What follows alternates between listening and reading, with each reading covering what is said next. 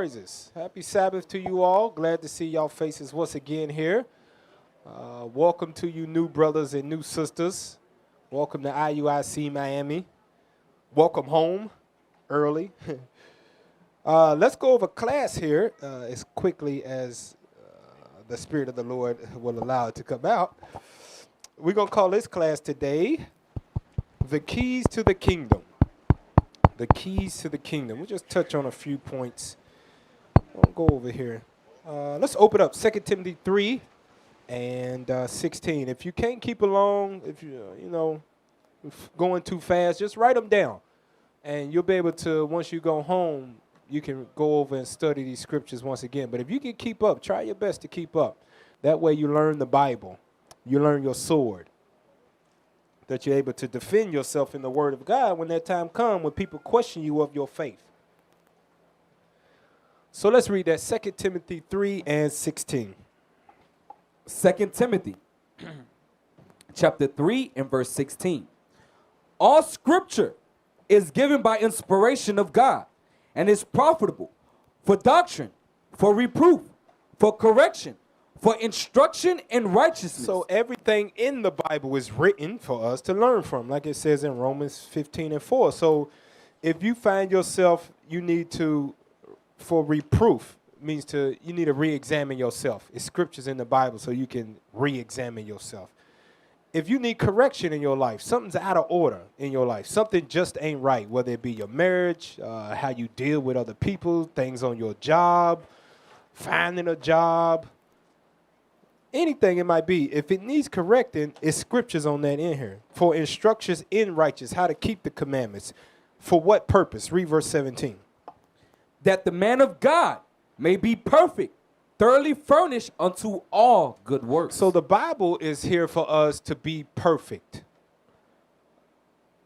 The thing is, you got to want to strive for perfection.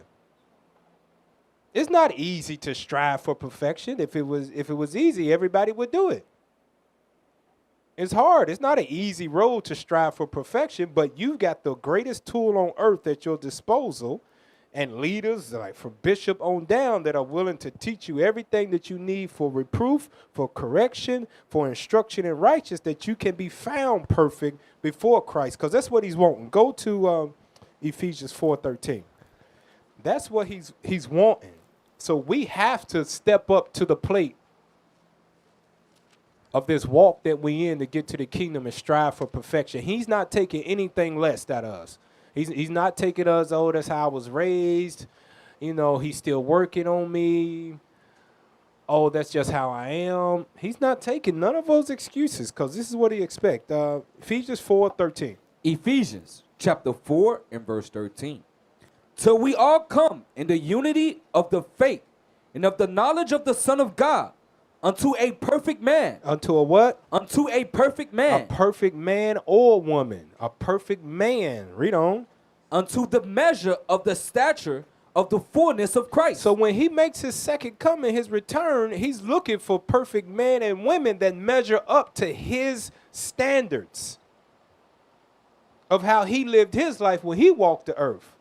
That's why we don't have any excuses, because he left it here of how he lived, how he walked, and he expects you to apply that to your life, because the scriptures say we shall walk even so as he walked. So he's looking for perfect men and women that measure up to the stature and the fullness of Christ. Give me 1 Peter 2. 1 Peter 2, 21. Let's get some examples on that of how he walked. The keys to the kingdom today, class. 1 Peter 2, let's read 21 through 23. 1 Peter chapter 2 and verse 21. For even hereunto were ye called, because Christ also suffered for us, leaving us an example that ye should follow his steps. So coming into this truth, we'll go into it later too, when you break that bread and drink that wine, you have just signed a contract with your spiritual and physical life that you are willing to suffer like Christ did in his footsteps to get where he got to. because we was talking leadership, we got to meet. We got to stop living in a fantasy world that this is going to be, that we can have Christianity. You know what I mean? The Christianity where nobody tells me and nobody corrects me. I just come, I just show up, I pay my money, I hear good music, and then I go home. We can't have that Christianity thought and still try to get eternal life, the kingdom of heaven. It don't work like that with Christ. To get to where Christ got, we have to go through what it says. Christ also suffered, leaving us an example. He suffered, we gonna suffer. It'll be in different walks, in different phases of your life. It might be with lust, it might be with cigarettes, it might be with liquor, it might be proving a sister, it might be anger. You have to bring all of those things into subjection, because when we read the scriptures, Christ didn't exemplify none of those attributes. He was a temperate man. He was a compassionate man. He cared about his people to the point that he gave his life for his people. So read that again, verse 21. 1 Peter chapter 2 and verse 21. For even hereunto were ye called, because Christ also suffered for us, leaving us an example, that ye should follow his steps. Read on. Who did no sin, neither was guile found in his mouth. Who, when he was reviled not. Again, when he suffered, he threatened not, but committed himself to him that judgeth righteously. So going into, we can't have that spirit. Somebody do me wrong, time for payback. That ain't the spirit that Christ rode in. He was unjustly killed for our wickedness. And he said he committed himself to him that judgeth righteously. He had ultimate faith. Some of us don't have that faith enough to keep enduring the suffering before we lash out and snap on somebody and be like, it was just, nigga, it kept going on. What am I supposed to do? Well, Christ, a whole night was beat, whipped, punched in the face, spit on, slapped, a beard ripped out his face, and some nails went through his hand, and he got stabbed in the side. And reviled not. Go to what I got here, John chapter 10. What we getting is the measure and the stature of Christ to get to the kingdom like he is. John 10, and I want verse 17, 18. John chapter 10 and verse 17. Therefore, doth my Father love me, because I laid down my life, that I might take it again. No man taketh it from me, but I lay it down of myself. I have power to lay it down, and I have power to take it again. This commandment have I received of my Father. So we don't have that power to lay down our life and say, I'll be back again in 3 days. No, that power wasn't given to us. So you have to see it in a different way, the next level of it. Christ gave up his life. Some of us ain't willing to give up our time to get to the kingdom. We want God to be convenient for us. Well, you know, I got to do this. I got to do that. Well, you know, I got this to do. I got that to do. I ain't got the time. So we got to be willing to give up something to get to where Christ is. It'd be our time. Might be our money. Might be our skills that we got. Might be helping somebody move. It might be being on the phone with somebody so they could just talk. We can't have the spirit where we ain't willing to give up nothing, but we want everything in return. That ain't the example that we had. Read that again, verse 17. John chapter 10, verse 17. Therefore, doth my Father love me, because I laid down my life, that I may take it again. Now go to Matthew. Let's go to Matthew 10, 35. What you willing to give up? Christ was willing to give up his life. Matthew 10, 35. Matthew chapter 10, verse 35. I want you to know, putting on taking off your pants, putting on a dress every day, you really ain't giving up nothing, sisters, okay?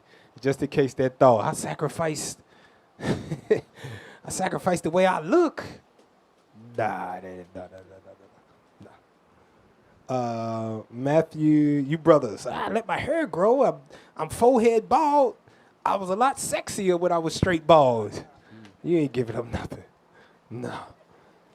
It's a lot deeper than that. Matthew 10:35. Matthew chapter 10, verse 35.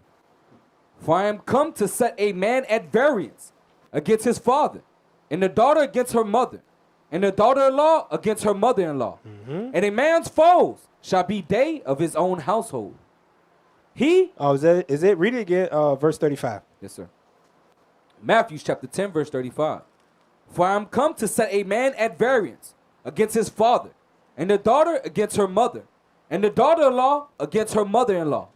And a man's foes shall be they of his own household. So might have to give up some family. You know why I brought that out? Because it's coming around. What we in right now? September, right? They already got those Halloween stuff out. They already got Christmas stuff out. They already got Thanksgiving stuff out waiting on you. And for all of you that are brand new in here, your first year in the truth, this is when it gets the hardest time, when all those childhood memories start popping up and you start trimming your ways to seek love. You go over there when you know you're not supposed to. They already got a Christmas tree up over there.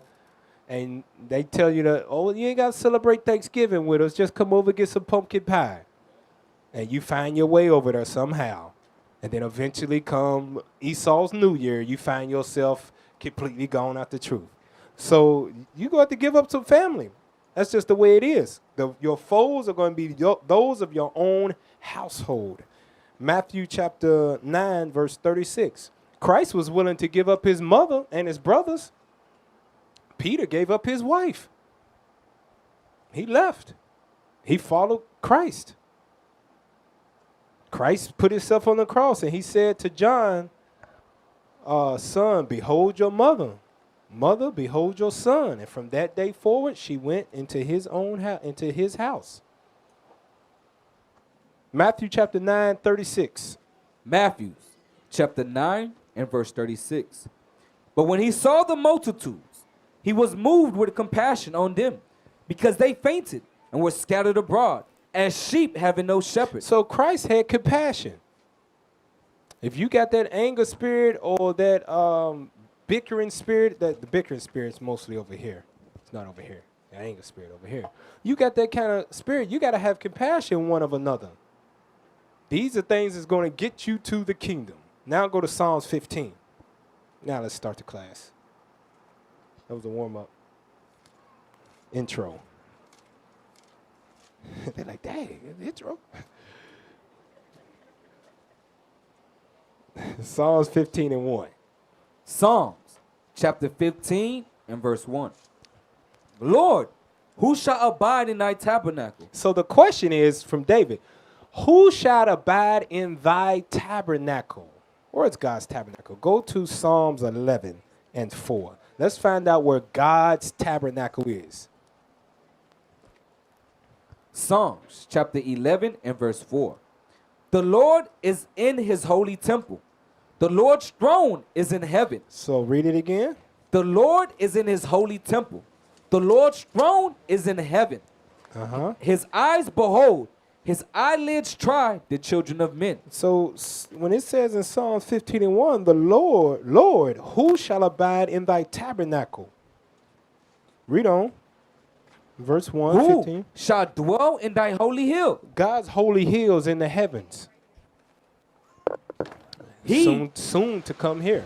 So he said, who's going to dwell amongst you, God? Now David's going to go through and give us the keys to the kingdom. Go ahead.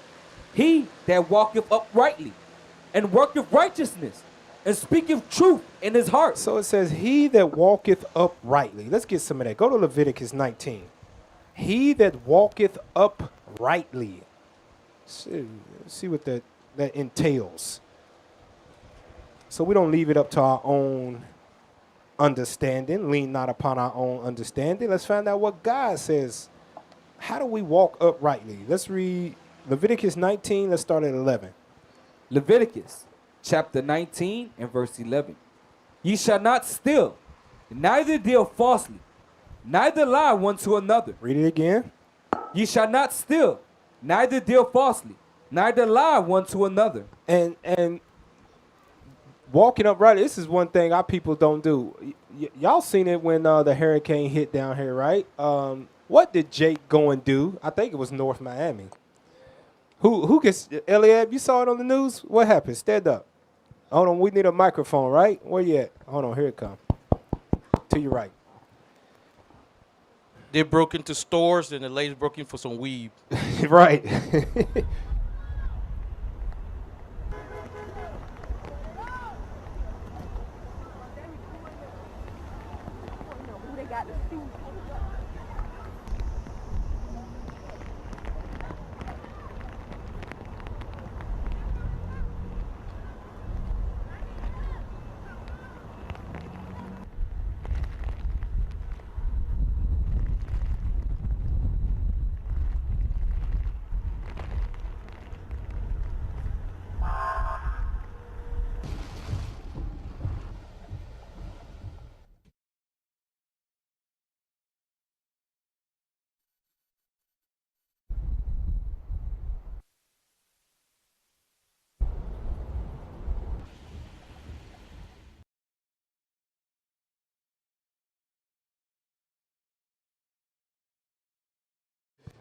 The store specifically was a Foot Locker, I believe it was.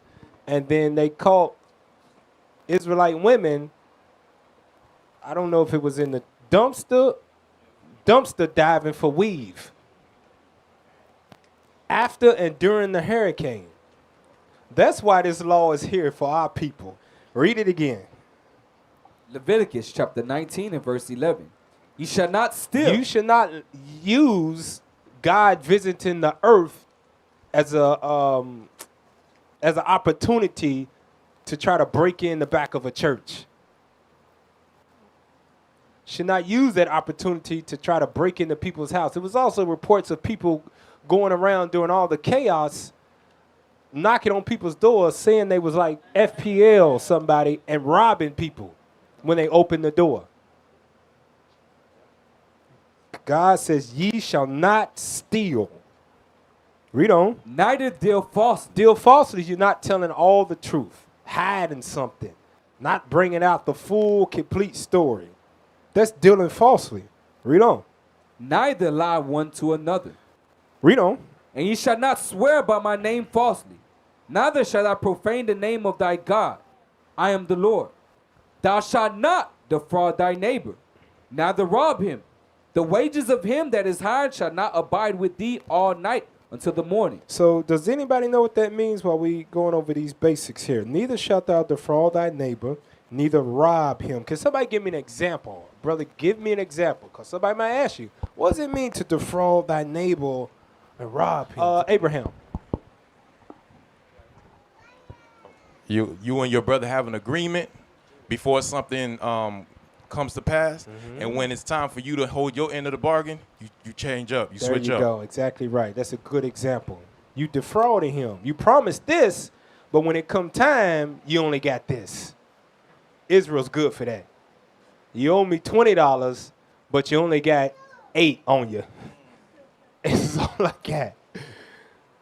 You told me you had my money. I know, man. Some stuff happened. Israel's good for defrauding thy brother. And robbing him. They're going back to stealing. So maybe you didn't understand stealing, but you're a robber. God said, don't rob him. Read on.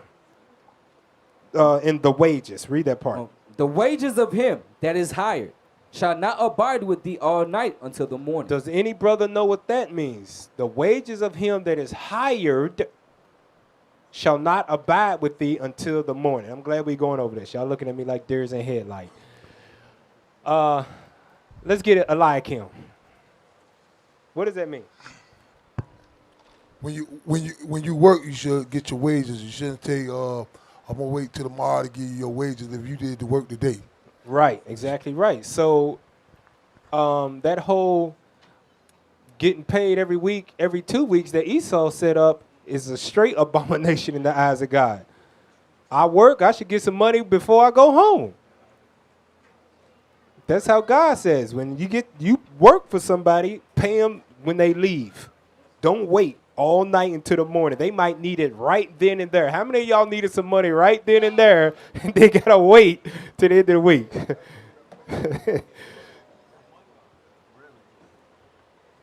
Living off daggone, sheesh. Making $12 stretch. Juggling bills. Yeah, Abraham. And they put in payday loans to get you in a trap where you can't even get out. Yep, exactly right. Them things be having 500% usury on it, which is taxes, y'all. Interest. And you only find them where we live at. that ain't where Esau live at. That ain't where the daggone, who else? Moab live at. That is right in the hood where we live at. Esau's the devil. All right, so you do some work for somebody, pay them the same day. Read verse 14. Thou shalt not curse the deaf, nor put a stumbling block before the blind, but shalt fear thy God. I am the Lord. What does that mean? I think somebody recently asked me that. What does that mean? You shall not curse the deaf, nor put a stumbling block before the blind. Listen, look at the words. Remember, the commandments are easy to be understood. God ain't trying to trick you. You just got to put it in the words. Sirach. Basically, you're making fun of the handicapped. There you go. Exactly right. Don't make fun of or take advantage of the handicap. It says curse the deaf or put a stumbling block before the blind. He can already see. You won't make fun of him. Evil little kids might do this. And you put a daggone tree limb in front of him and tell him, yeah, walk that way. It's evil. It's supposed to be an upright people. Like it says back in Psalms 15. He that walketh uprightly. Read on, verse 15. Ye shall do no unrighteousness in judgment. Thou shalt not respect the person of the poor, nor honor the person of the mighty. But in righteousness shall thou judge thy neighbor. That's pretty self-explanatory, but you find people sway in judgment based on somebody's name. Esau does that a lot. Like it's devil in the White House now. He speak a whole lot of evil, and he got a whole bunch of flunkies around him that pump up his ego. Speak a lot of evil. Verse 16. Thou shalt not go up and down as a talebearer among thy people. Shall not be a gossiper is what God is saying. Keep your mouth shut. Mind your own business. Read on. Neither shalt thou stand against the blood of thy neighbor. I am the Lord. What does that mean? Stand against the blood of thy neighbor. Any brother know what that means? Take a shot at it. Stand against the blood of thy neighbor. Solomon. It means don't put your neighbor in a situation where he might get killed. I like it. I like it. I like it. His life's on the line. You don't know what's going on. You don't like him. So you say something to go ahead and bring the condemnation already. Can't have that amongst us. Upright people. Verse, where we at? 17. Thou shalt not hate thy brother in thine heart. Thou shalt in any wise rebuke thy neighbor, and not suffer sin upon him. So in all of Israel, even out there in the world, we get to that verse 17 right there, we have a hard time. It's in the Bible, but for some reason we have a hard time of accepting it, not applying it. Because a lot of times we tell people off all the time, but a lot of us accepting it, there's where we have the problem. The scriptures already said that the reason why somebody would rebuke you and not suffer sin upon you is because they don't hate you.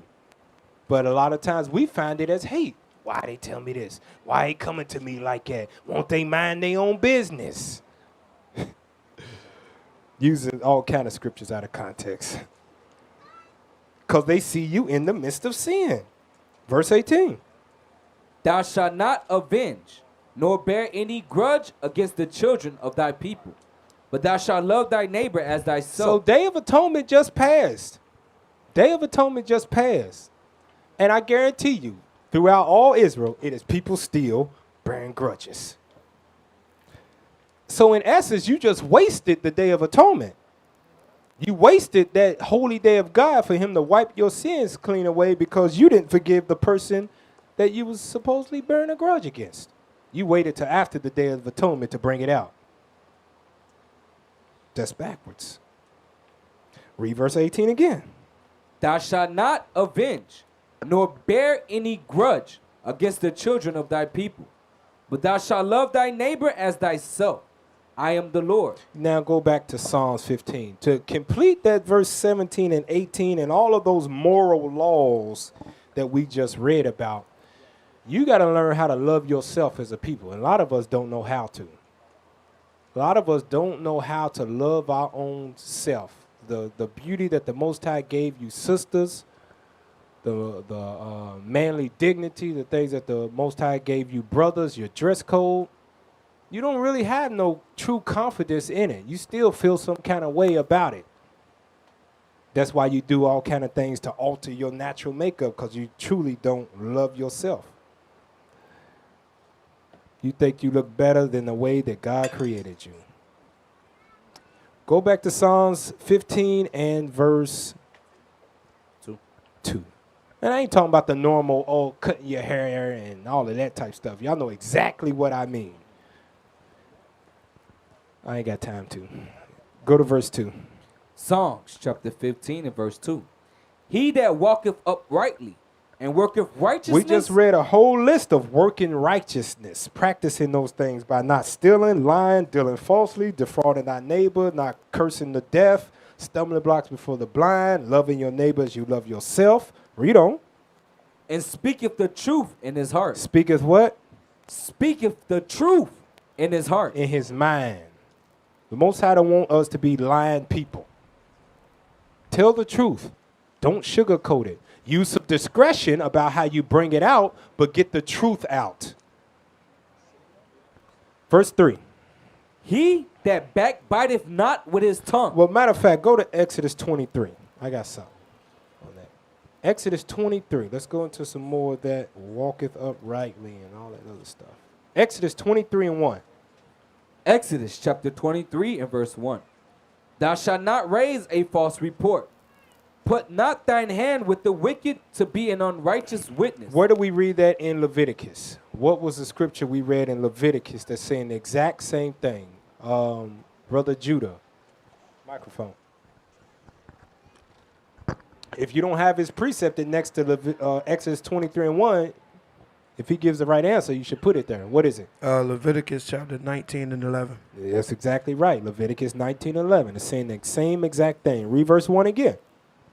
Thou shalt not raise a false report. Put not thine hand with the wicked to be an unrighteous witness. Thou shalt not follow a multitude to do evil. Neither shalt thou speak in a cause to decline after many to wrest judgment. Where did we read that in Leviticus? Where's it at? Exodus 23 and 2. Thou shalt not follow a multitude to do evil. We know that part. 16. Verse 16, read it. You got a microphone? Thou shalt not go up and down as a talebearer among thy people, neither shalt thou stand against the blood of thy neighbors. That's exactly right. I am the Lord. So let's go back to Exodus 23 and let's read verse 2 again. Exodus chapter 23 and verse 2. Thou shalt not follow a multitude to do evil. Can somebody give me an example of not following a multitude to do evil? James, give me an example of not following a multitude to do evil. You brothers that don't raise your hand, you just hit the lottery. I'm calling on you. Give him the microphone. It ain't hard. Thou shalt not follow a multitude to do evil. Give me an example. Brother James, stand up.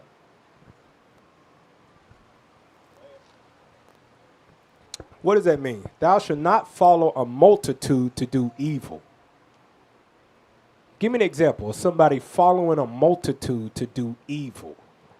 An example would be the situation with the Foot Locker incident. Ah, with them exactly. Good job. Exactly right. Following them there to rob the store. Who's that back there? Deuce, give me an example of another way that somebody could follow a multitude to do evil. Like if you're in school and then a bunch of kids about to skip school and they ask you to come with them. Good example. Should be cutting school with other with bad kids. Right there, I forgot it. Gad, right? No, right there, behind the raya. No, he looked like Gad. Behind the raya. Right there. Yeah, he had his hand up. What's your name again, brother? Stand up. Yeah, you. Yeah, I would say like Name again. Brother Adlai. Adlai, that's what it is. All right, go ahead. Yeah, that would be like, for example, like Halloween that just coming up, and your The brother, who? the Halloween.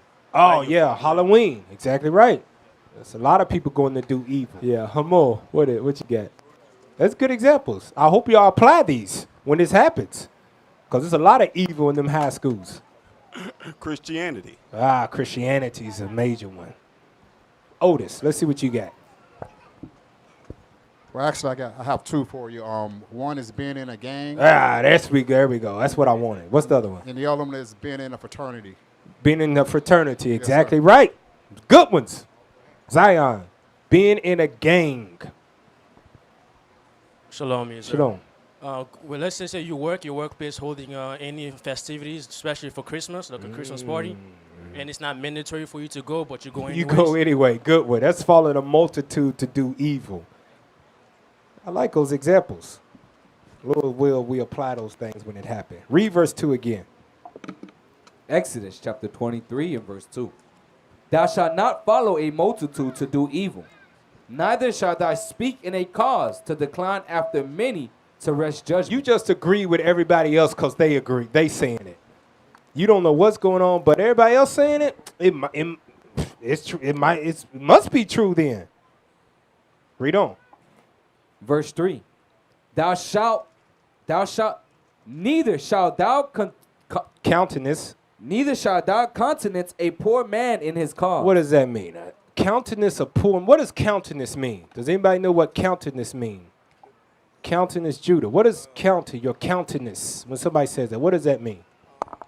Your countenance is like the look on your face. The look on your face. There you go. So now we got one part of it. It says, neither shalt thou countenance a poor man in his cause. So now you know countenance means look. Now what's the other part of it mean? A poor man in his cause. Does any brother know? Let's see. Deuce had his hand up first. Let's take it. It's the place to be wrong at. Here, not out there. When you look at him while he's going through what he's going through. I like it. That's a good one. That's it right there. But now give me an example. I need an example of you countenance. You look at a poor man in his cause. Malek. Shalom, leadership. Shalom. Somebody that's going through a hard time, they doing bad, and you looking down on that person. Right, like pull yourself up by your bootstraps. Look at me, I made it. I can't help you. That's looking down on a poor man in his cause, trying to get up out the situation, but he like, come on, man, you broke. That's a niggard. Because you was poor just like that at one time. You know who does that? Rappers. Rappers do that a lot. Acting like they didn't come from the hood. Verse 4. Exodus chapter 23 and verse 4. If thou meet thine enemy's ox or his ass going astray, thou shalt surely bring it back to him again. If thou see the ass of him that hateth thee lying under his burden, and wouldest forbear to help him, thou shalt surely help with him. So, enemy, verse 4, 5, hateth him. So, when Christ, Matthew 5:44 is talking about love your enemies, he's talking about this right here. Help your neighbors out, even if you ain't in agreement with them. You know, in order to get to that point, you can't bear grudges. Because you would put aside your feelings or whatever you had between each other and say, I'm going to help him out anyway because God says so. That's my brother. That's the keys to the kingdom. You're right. Read on. Verse 6. Thou shalt not rest the judgment of thy poor in his cause. Read on. Keep thee far from a false matter, and the innocent and the righteous slay thou not, for I will not justify the wicked. Read on. And thou shalt take no gift, for the gift blindeth the wise, and perverteth the words of the righteous. Now go back to Psalms 15. Some more keys to the kingdom right there. Psalms chapter 15 and verse 2. He that walketh uprightly and worketh righteousness and speaketh the truth in his heart. What verse you on? That's verse 2. All right, go ahead. He that backbiteth not with his tongue. He that what? Backbiteth not with his tongue. Read verse 1 again. Psalms chapter 15 and verse 1. Lord, who shall abide in thy tabernacle? Read verse 3 again. He that backbiteth not with his tongue. Go to the book of Sirach 19 and 6. He that backbiteth not. What's another way of saying backbiteth? Does any brother know? Give me some words. Give me some synonyms. Nariah up front. Dang, all these. Backstabber. Backstabber. Okay. Gilead in the back, all the way to the back. We just read it. Yeah, when you carry in false report. False report. All right, last one, Brother Judah. He got a microphone up here. To belittle or betray somebody. You just Google that on your phone? No. To belittle or betray. he gave me the Merriam's Dictionary. Come on, we on camera. Backbiting, gossiping, saying one thing, doing another. Smile on your face. Oh, how they want to take my place. Backstabber. Y'all know the OJ song. All right, so read that in Sirach. Sirach 19 and 6, starting there. Sirach chapter 19 and verse 6. He that can rule his tongue shall live without strife. Mm-hmm. And he that hateth babbling shall have less evil. Rehearse not unto another that which is told unto thee, and thou shalt fare never the worse, whether it be to friend or foe. Now, all right, so it says here, the difference here. He that can rule his tongue shall live without strife. Because a lot of y'all come in here new, and you don't quite understand when you should say something, when you should not say something. What is the barrier? Oh, we read it already too. Oh, all praises. What is the barrier of when I need to speak up and when I should keep my mouth shut when I know something? What is the guideline? That's why we do precept upon precept. God don't leave it to you. Just got to read the Bible and apply what is written, and you have all the. It says, what does it say? At the bottom of verse 7, and thou shalt fare never the worst. When is the barometer of when, okay, it's time for me to say something, and ain't none of my business. Okay, I heard it, but yeah, Brother Abaddon up front here. When is that? You speak when sin is in play. There you go. When sin is in play. We just read in Leviticus 19:17. Thou shalt not suffer sin upon thy neighbor. Okay, sin's in the place. It's time for me to say something. I don't care what you think. Sin's here. I love you as myself. Be mad if you want to. Poof, be gone. That's when it's time to say something. Read verse 6 and 7 again. That's why you brothers got to study the law. Y'all trying to read through Sirach. Y'all trying to read all of Paul's letters and Revelation and know what the daggone what was it, the chip is and all that. And got a question up here. What's the little horn? Ain't nobody raised their hand on when should I speak up. Yeah, Daniel 7. I got those questions, but the keys to the kingdom about. So read verse 6 and 7. It's good we go over this class. Sirach chapter 19 and verse 6. He that can rule his tongue shall live without strife, and he that hateth babbling shall have less evil. Rehearse not unto another that which is told unto thee, and thou shalt fare never the worse. Read on. Whether it be to friend or foe, talk not of other men's lives. And if thou canst without offense, reveal them not. That's the barometer. If you talking about somebody else and you can't say it to them without them getting offended, that should not be spoken of right there. That's when, let me keep my mouth closed because I know how they are. I shouldn't be talking about this. Abaddon. Without offense, reveal them not. Yeah, on that, there's an old folk saying that says, if you have nothing good to say, say nothing at all. Exactly right. And that's the same thing that Scripture is saying. New school generation don't know nothing about that. They have been taught, say whatever's on your mind. Don't hold back. Get it out. Freedom of speech. But when you say something that they don't like, they put your ass out the NFL. So it's really not no freedom of speech. Read on in that.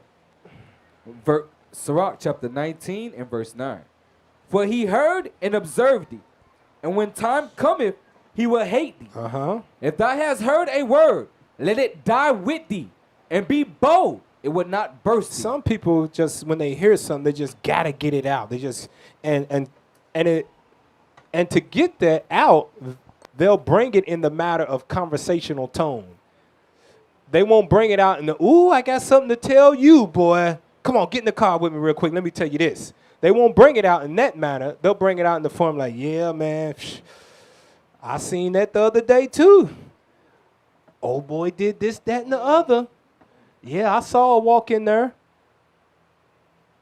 And then I seen this too the other day. I'm just saying, you know, I ain't the one to be, I'm not talking about her, but. I was just about to say that. I ain't trying to talk bad about her. I ain't trying to gossip or nothing, but this is what I saw. God says, be quiet. Let it die with you. Take it to the grave. Let it die with thee. Take that thing to the grave if it ain't sin, if you can't reveal it to him without offense, just be quiet. And be bold. It will not burst thee. Be bold. Come on, man. You done said it now. Now you got to tell me.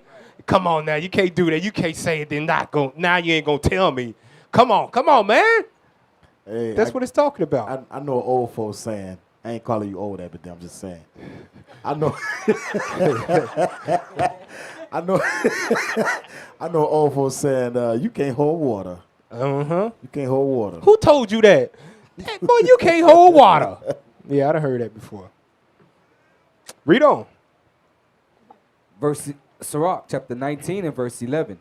A fool travaileth with a word, as a woman in labor of a child. You can't wait to get it out. It hurts you to keep it in. Read on. As an arrow that sticketh in a man's thigh, so is a word within a fool's belly. Now go to 21, and let's read verse 25 through 28. Because remember, we on Psalms 15, where, what did it say back in Psalms 15? I won't forget the thought, because it said, who shall abide in thy holy tabernacle? What's it saying? Where we at? Verse 4 or 3? We're at verse 3. Read that real quick. Keep your fingers to rock. I just want to refresh the memory while we here. Verse 3. Songs chapter 15 and verse 3. Verse 3. He that backbiteth not with his tongue. There we go. Now go back to Sirach 21:25. Sirach chapter 21 and verse 25. David's basically saying in the spirit, who's going to make it to the kingdom of heaven? Read that. The lips of talkers will be telling such things as pertaining not unto them. It's not none of their business. Read on. But the words of such as have understanding are weighed in the balance. So a person that has understanding knows when I should say something, when I should not say something. That ain't none of my business. It ain't really worth talking about. And I shouldn't even bring it up because I know if I was saying it to them, they'd be offended. That's what a wise person would do. Read on. Verse 26. The heart of fools is in their mouth. The mind of fools is in their mouth. Talking a whole lot is what God's saying. They'll tell you, what does it say? Let somebody speak long enough. They'll tell you what's on their mind or tell you the truth. Read on. But the mouth of the wise is in their heart. It's in their mind. They're keeping them thoughts to themselves. Read on. When the ungodly curseth Satan, he curseth his own soul. Because that's who he's worshiping. Read on. A whisperer defileth his own soul and is hated wheresoever he dwelleth. He's what? A whisper defileth his own soul and is hated wheresoever he dwelleth. Go to 22, Sirach 22. Is that where I'm at now? Yep, 21. Sirach 22:21. Sirach chapter 22 and verse 21. Though thou drewest a sword at thy friend, yet despair not, for there for there may be a return to favor. For there may be a returning to favor. If thou hast opened thy mouth against thy friend, fear not, for there may be a reconciliation. Because Matthew 18 can be applied. Okay, you said something you weren't supposed to. Okay, let's apply Matthew 18 because you offended me, because you was backbiting on me. The scriptures say thou should not be doing that. It will up and down the talebearers. But let's reconcile this thing. Read on. Except for upbraiding Uh-huh. or pride. Look up the definition of upbraiding. Go ahead. Or what? It says except for upbraiding. Uh-huh. Or pride. Or disclosing of secrets. Read or on. a treacherous wound. A treacherous wound. You don't put your hands on them. Go ahead. For these things every friend will depart. Read on. Be faithful to thy neighbor in his poverty, that thou mayest rejoice in his prosperity. Abide steadfast unto him in the time of his trouble, that thou mayest be heir with him in his heritage. For a mean estate is not always to be contemned, nor the rich that is foolish to be had in admiration. That's Donald Trump right there in that last part. Go to Psalms 15:4. You got it? Upbraiding. There we go. Upbraiding means to criticize severely, to reproach severely, to scald vehemently. Something goes wrong with your friend and you come down on them with the hammer. They the worst person in the world. Oh, we got a bunch of synonyms. Ball out. Berate, call down, castigate, dress down, flay, hammer. There we go, hammer. Admonish, chide. Whole lot of words. Criticize. I like that word right there, right next to criticize. Crucify them. They the worst person in the world because they made a mistake. Do that, friends gonna leave. Give me that. Go back to Psalms 15:4 now. Psalms chapter 15 and verse 4. Read verse 3 again. Yes, sir.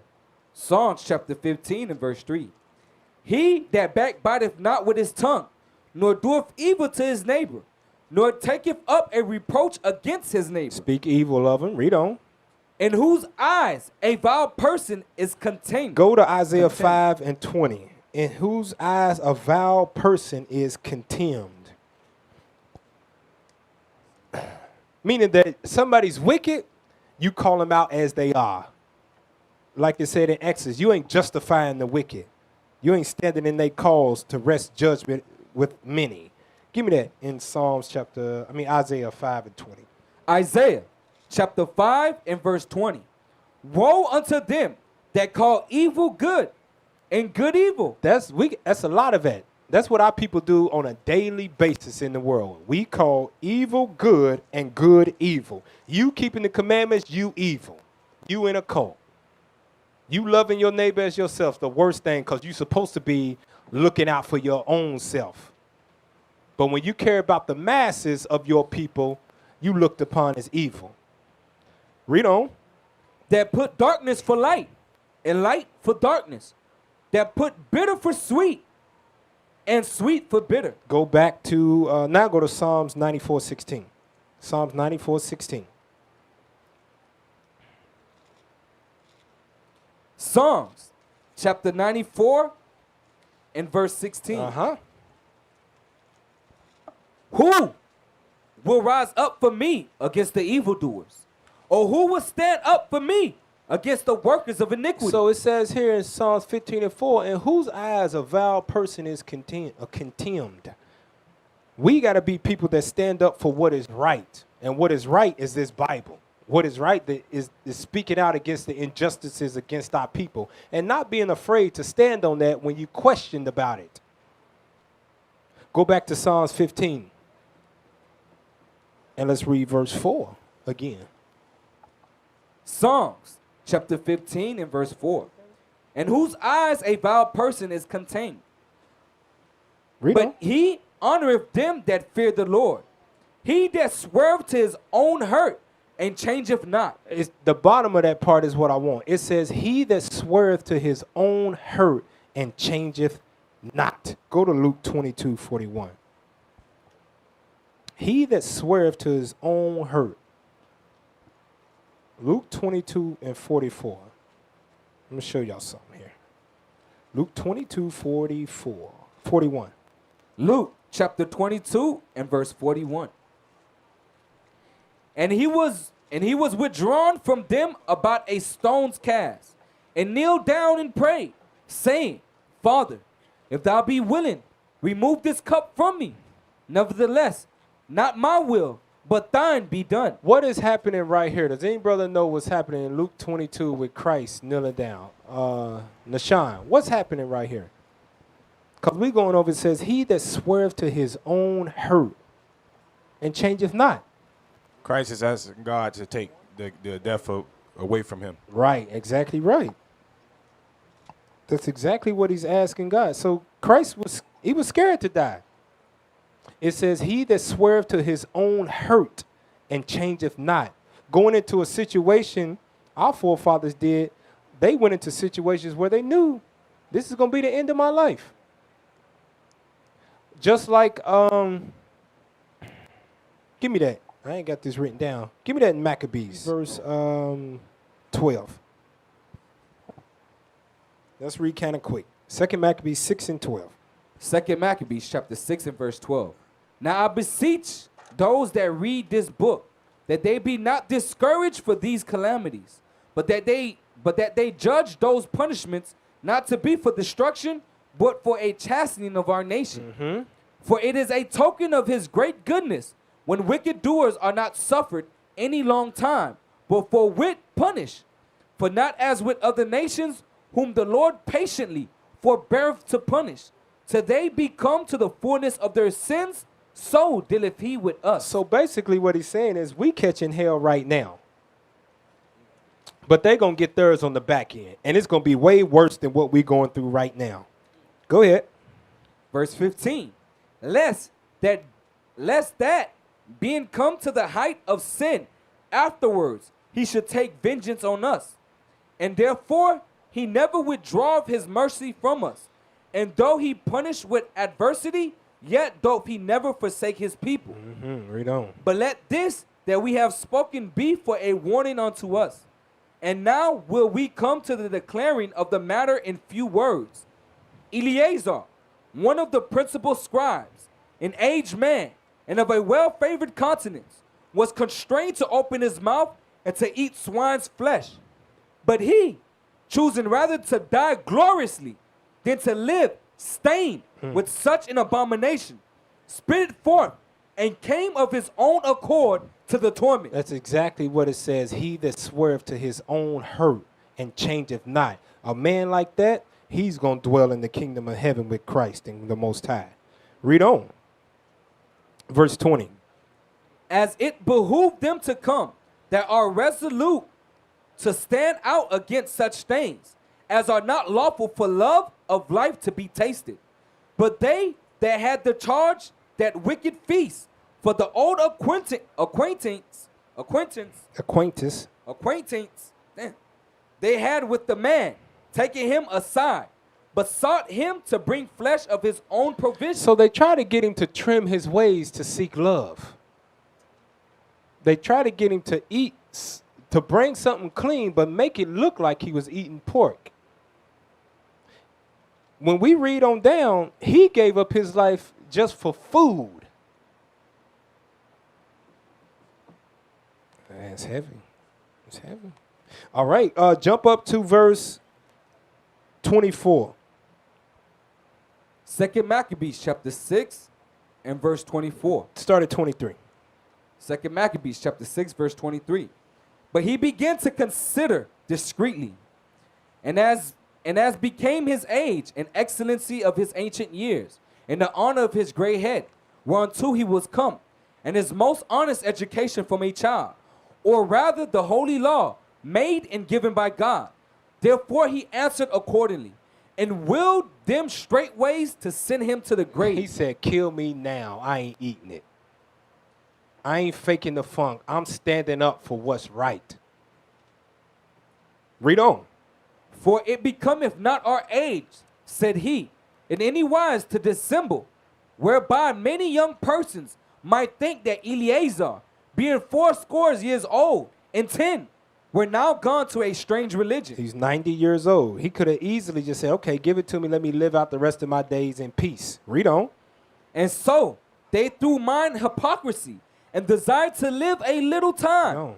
For though for the present time I should be delivered from the punishment of men, yet should I not escape the hand of the Almighty, neither alive nor dead. Read on. Wherefore now, manfully, changing this life, I will shew myself such in one as mine age requireth. Jump down to verse 30.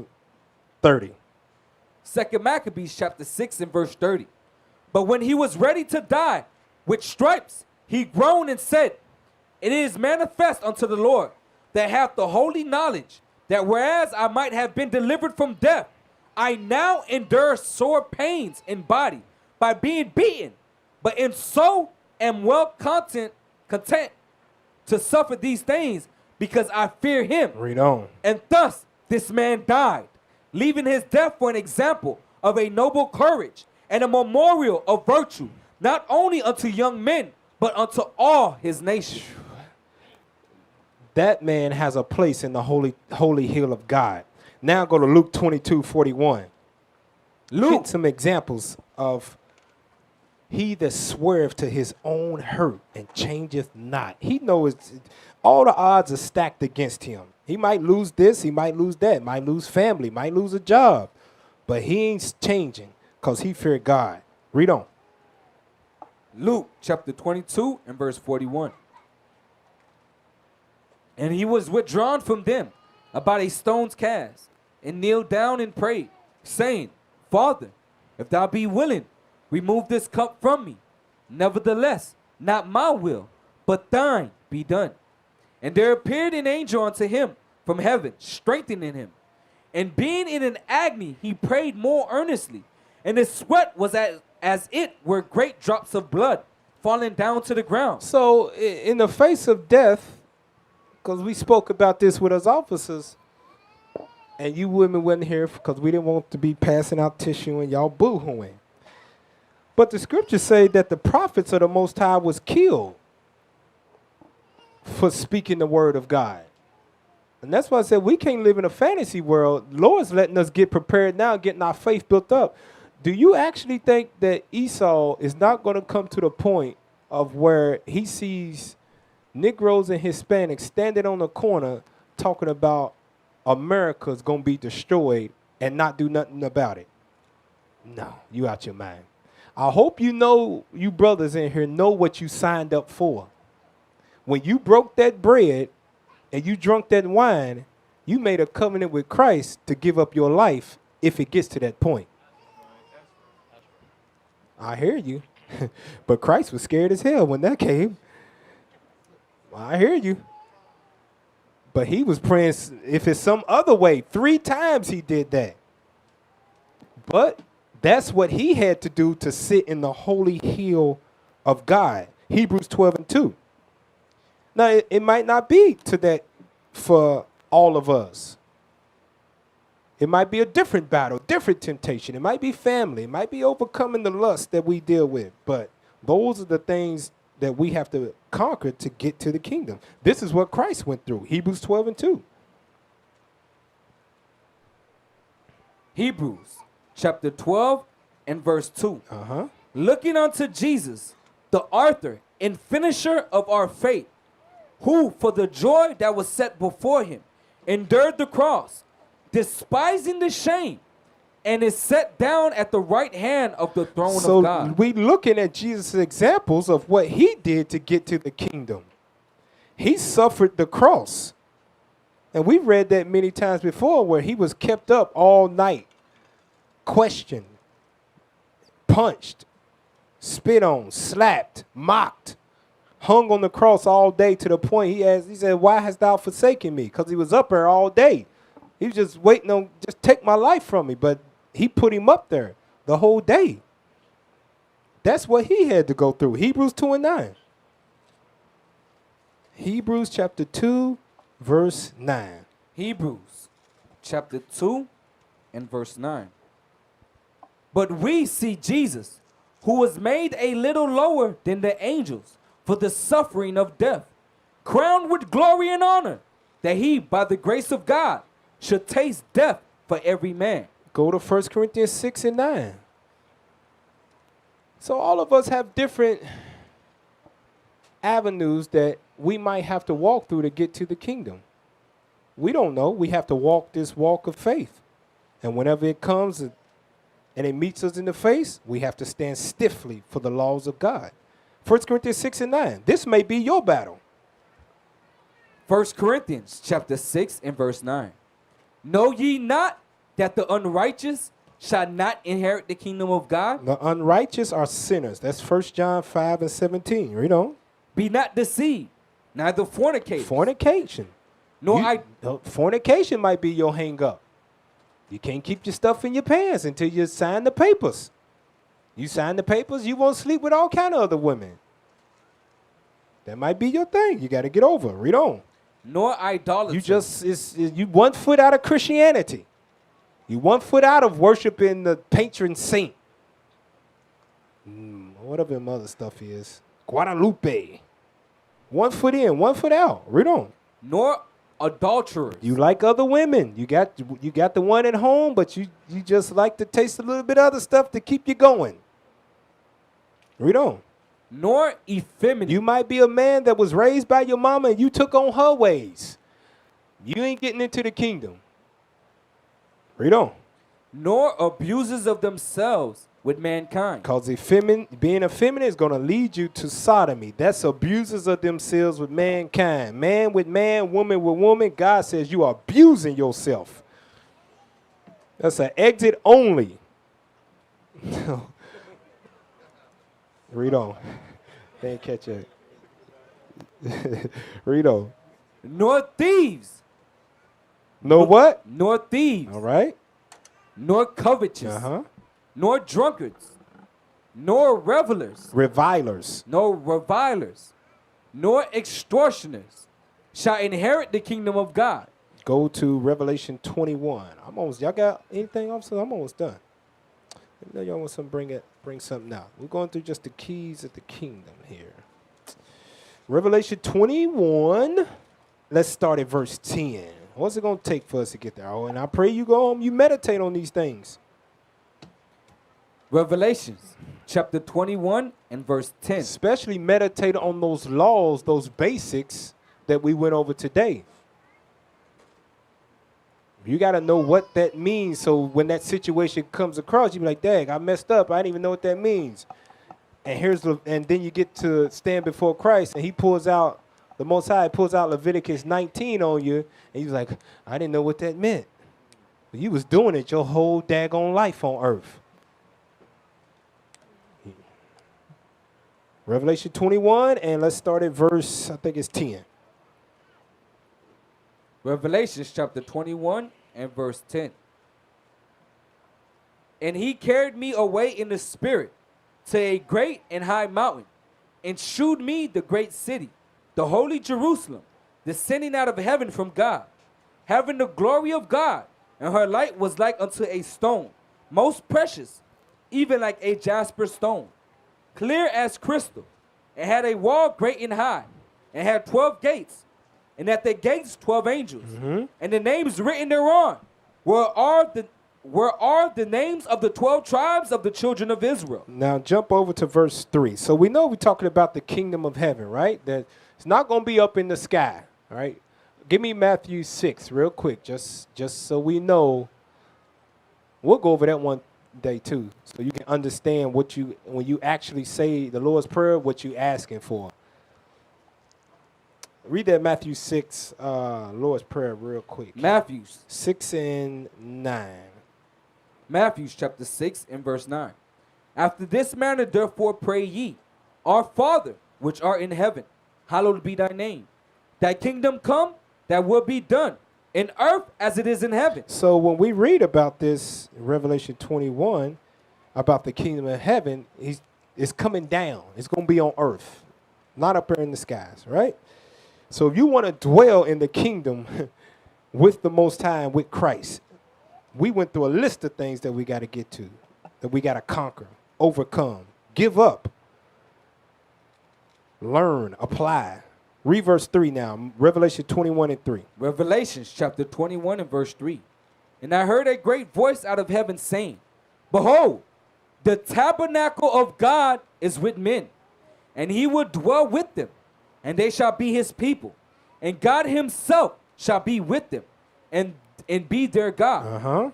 And God shall wipe away all tears from their eyes, and there shall be no more death, neither sorrow, nor crying, neither shall there be any more pain, for the former things are passed away. So going back to what I said earlier, that Christian thought of this is going to be a cakewalk and I ain't really got to give up nothing. I could just come here and play church until Christ come back.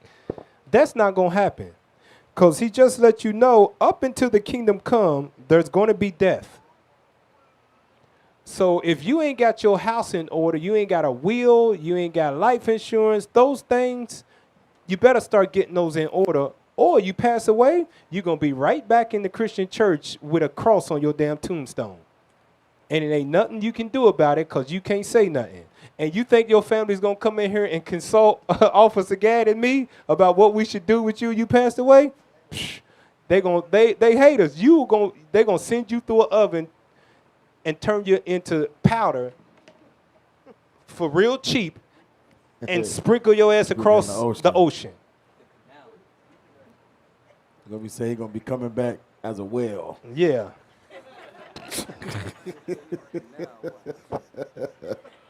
Bring these things out because this is we think we're going to live forever, especially us that go out on the streets. We do a very dangerous job. The Most High knows who's built for that and who ain't. That's, like I said, that's not all of our plight. But one thing is for sure, death is come upon all men. We not going to live forever. So, like I said, stop having that Christian thought of fairy tale. You have no idea when Christ is coming back. Stop trying to guess because we see all these signs and things coming to pass more and more. Okay, he's about 2-3 more years. I know it's going to be over. Nah. It could be 50. It could be 100. It could be 25. Who knows? So, while we're on this earth, these things are going to be here. Read verse 4 again. Psalms. Revelation 21. Revelation 21 and 4. Revelations chapter 21 and verse 4. And God shall wipe away all tears from their eyes, and there shall be no more death, neither sorrow, nor crying, neither shall there be any more pain, for the former things are passed away. So until that comes, these are the things we're going through. Read on. And he that sat upon the throne said, Behold, I make all things new. And he said unto me, Write, for these words are true and faithful. And he said unto me, read that again, verse 5. Revelation chapter 21 and verse 5. And he that sat upon the throne said, Behold, I make all things new. And he said unto me, Write, for these words are true and faithful. These words are true and faithful. That what? Jump over to verse 27. Revelation chapter 21 and verse 27. And there shall in no wise enter into it the kingdom anything that defileth, neither whatsoever worketh abomination, or maketh a lie, but they which are written in the Lamb's book of life. So in order to get into the kingdom of heaven, go back to Psalms 15 now, and let's read through that. Psalms chapter 15 and verse 1. Lord, who shall abide in thy tabernacle? Who shall dwell in thy holy hill? We got a list of examples of who's going to be there. Read on. He that walketh uprightly. That doesn't lie, that doesn't defraud his neighbor, that isn't walking up and down as a talebearer, that's not a backbiter. Read on. And worketh righteousness, and speaketh the truth in his heart. He that backbiteth not with his tongue. So if you can't learn how to control your mouth, no place in the kingdom of heaven for you. Read on. Nor doth evil. Nor that doeth evil. Nor doeth evil to to his neighbor, nor taketh up a reproach against his neighbor. If you can't learn to love thy neighbor as thyself in word and in deed, not just the superficial, yeah, that's the scripture in the Bible, we practice it because we Israelites. Well, where's the action behind it? I ain't been around that long to apply it, to help I don't really know nobody around there. How long you been going? 6, 7 months? You know the people's name around you? No. I really don't know too many people around there. You playing games. Verse 4. In whose eyes a vile person is contained. You speak justly and rightly no matter what the outcome. Using discretion. It's a time and a place for all of that, but you don't sugarcoat the scriptures. Read on. But he honoreth them that fear the Lord. He that swerveth to his own hurt and changeth not. He that knows that in this situation, I might not return from this. I might get hurt in this situation, but I ain't changing not. I'm standing stiffly for the word of God. Because I know it's a reward after this. The things that are unseen are more real than the things that are seen, is what Paul said. Read on. He that putteth not out his money to usury. What does that mean? What does that mean? He that putteth not out his money to usury. Zion had his hand up first.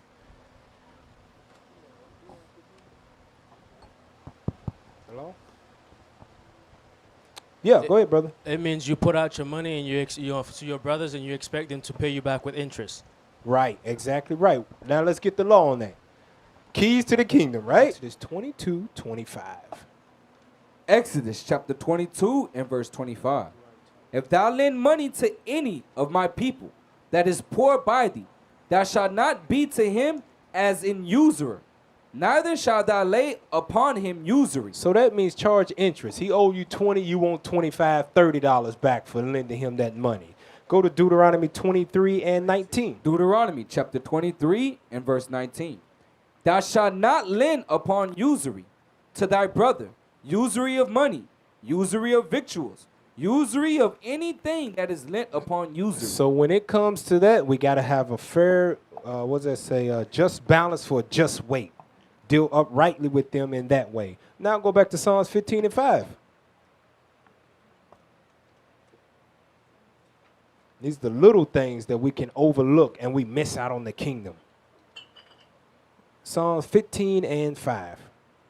Psalms chapter 15 and verse 5. He that putteth not out his money to usury, nor taketh reward against the innocent, he that doeth these things shall never be moved. He that doeth these things shall never be moved. Let me see something here. Psalms chapter 24 and verse 1. The earth is the Lord's, and the fullness thereof, the world and they that dwell therein. For he hath founded upon the seas, and established it upon the floods. Who shall ascend into the hill of the Lord, or who shall stand in his holy place? He that hath clean hands and a pure heart, who have not lifted up his soul unto vanity, nor sworn deceitfully, he shall receive the blessing from the Lord, and righteousness from the God of his salvation. Now go to Hebrews 2 and 1. He that hath clean hands, a pure heart. We bring that out all the time, a pure heart, pure mind. We can't keep these commandments in here falsely. Just showing up, putting on fringes, and not actually applying what's written here. You do yourself a disservice. You're wasting your time. Because at the end of the day, Christ is going to say, I never knew you. Depart from me, ye that work iniquity. Time for application of these laws. It's time to stop playing church. Hebrews 2 and 1. Hebrews chapter 2 and verse 1. Therefore, we ought to give the more earnest heed to the things which we have heard, lest at any time we should let them slip. So if you got questions about what we went over today, or how to handle some issues that we might have read in Psalms 15 and 1, going down that list, and you don't know how to handle them with your neighbor, or you might be in the midst of that, you need some guidance to overcome that, you need to come up here and speak to leadership so we can help you get over that hill. You take heed to those things that you heard today. Because God forbid that we do all of this and then he denies us because we denied his word and never actually applied it to our life. And for a lot of us, it's going to take getting over your own pride. Because it baffles us, the stuff that we find out and we hear in Israel, and it could have been handled a long time ago, but you held on to it because of your pride of you being grown. But you in here for a reason. You actually only about 6 months old. Been on the earth for 40, 50 years, but you're really just 6, 7 months old, 2 years old. You need help along the way. So take heed to what we heard today. Don't let it slip.